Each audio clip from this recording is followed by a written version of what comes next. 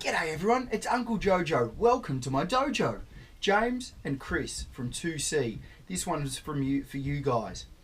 So today what I've got is a special on hand saws.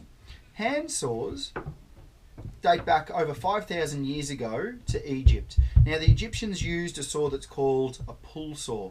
The Japanese still today use saws that are pull saws. Europeans are known to use saws that are called push saws.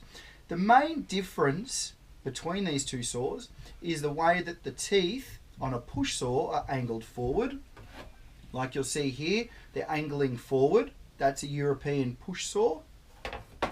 Whereas this is a Japanese pull saw and the teeth are shaped backwards. So this is for a pulling motion and this one is for a pushing motion. Europeans mainly use hardwoods such as oaks.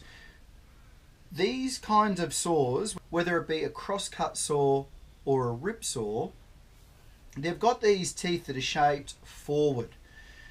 What that helps with is the pushing action and cutting through hard, heavy timbers.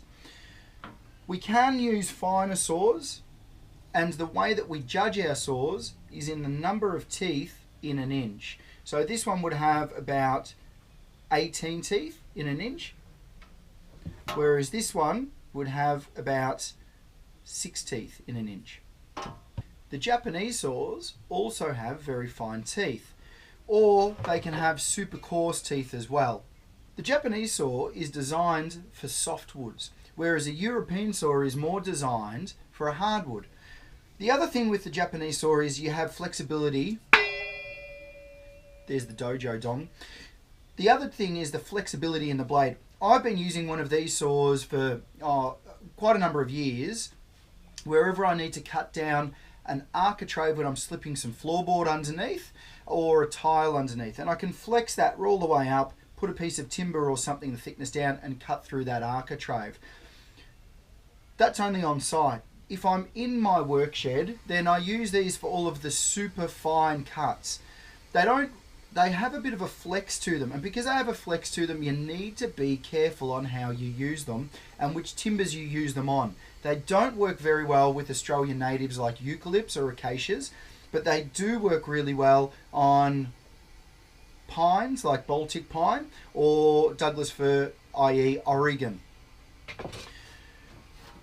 You can also use obviously the old European saws for things like that.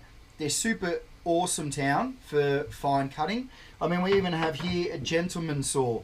This is a very fine one-handed saw that you don't need to use much effort with, that I use for mainly dovetails or mortise and tenons. So that's just a basic look at hand saws and the history of hand saws. If you'd like any other info about that, please flick it over to me and I'll help you out best I can wherever I can. Thanks for watching. Chris and James, just for you, Uncle Jojo's Dojo, and I'll see you next time. So, till then, stay unreal banana peel, and I'll see you in the soup.